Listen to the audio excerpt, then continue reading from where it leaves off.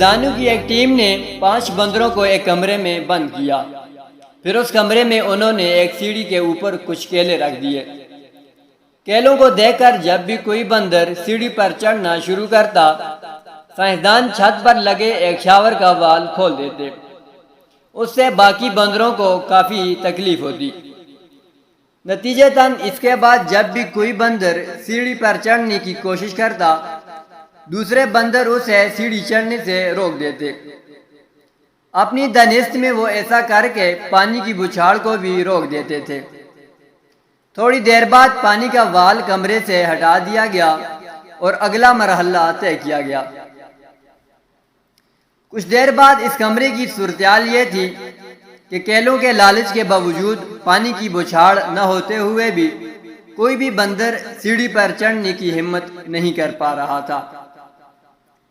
کافی دیر اسی طرح گزری تو سائنسدانوں نے ان میں سے ایک بندر کو تبدیل کر دیا۔ نئے بندر نے آتے ہی کیلے دیکھ کر سیڑھی پر چڑھنے کی کوشش کی، لیکن دوسرے بندروں نے اسے مارنا شروع کر دیا۔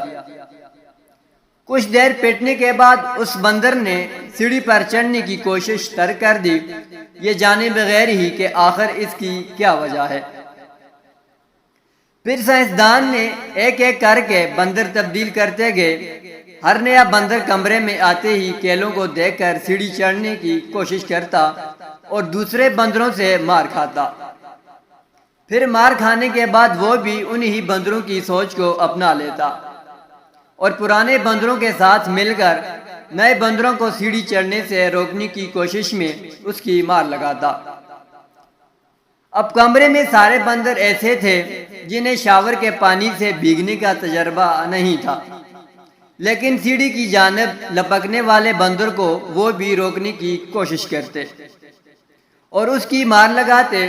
اگر یہ ممکن ہوتا کہ ان بندروں سے پوچھا جا سکتا کہ تم ایسا کیوں کرتے ہو، تو یقیناً ان کا جواب یہی ہوتا کہ ہمیں نہیں معلوم، ہم نے تو اپنے اسلاف اور بزرگوں کو ایسے ہی کرتے دیکھا ہے۔ کیا آپ کو یہ جملہ منحوس سا نہیں لگتا؟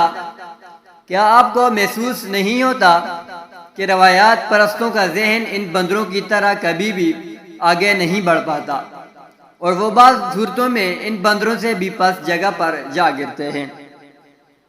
اگر ان روایات پرستوں کے سامنے حقائق، دلائل، نصوص شرعیہ یعنی نبی اکرم صلی اللہ علیہ وسلم کی متواتر احادیث سورج کی طرح بھی روشن ہو جائیں، تب بھی وہ دلائل کے اس چمکتے دھمکتے سورج کو اپنے اسلاف کی اقوال، عادات و اطوار اور رسوم و رواج کے ٹمٹماتے چراغ دکھا کر اپنی جہالت اور حماقت کے نئے باب رقم کرتے رہیں گے۔